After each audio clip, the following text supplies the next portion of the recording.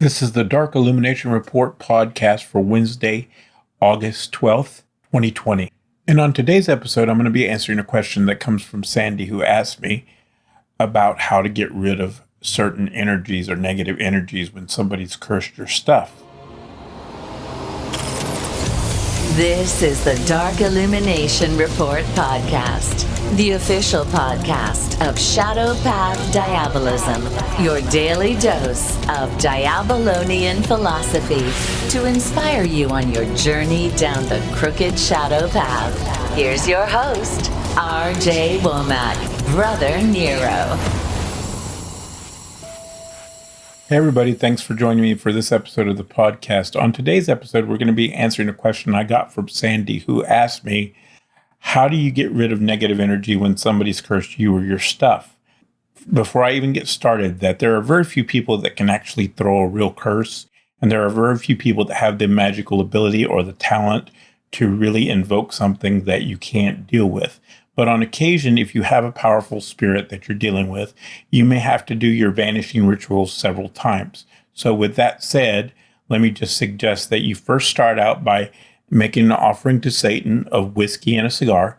This is very voodoo style, but it's kind of the way we do things in our tradition, or at least in the traditions I've been involved in. We use a lot of different techniques. But anyway, go ahead and give your offering of whiskey and a cigar to Satan. And you can either do this through one of two ways.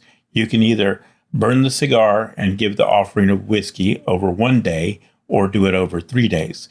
And I would recommend that you do it over 3 days in this particular case, because you say you've moved your objects and you've moved to a different house, and your stuff still seems to be affected by this energy, this negative energy.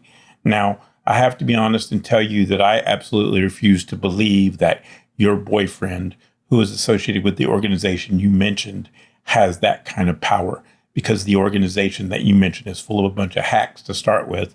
And secondly, like I said, very few people have that ability. Very few people practice enough to have the ability to throw a genuine curse. With that said, then after you give the offering to Satan, getting back to the point here, once you give the offering of the cigar and whiskey to Satan, then I would give an offering of a cigar and whiskey to Abaddon, ask Satan to send Abaddon, and ask Satan to intercede on your behalf to Abaddon and ask him to send him to help you. Then once I do that, once I made the offering of the cigar to Abaddon, then I would cleanse the whole house with yarrow. And then after I do that, I would invoke the sigil of Therisaz. I would invoke it above my head.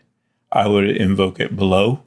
I would invoke it around me to the cardinal points, and I would ask Satan and Abaddon to charge it with their essence of protection and their power.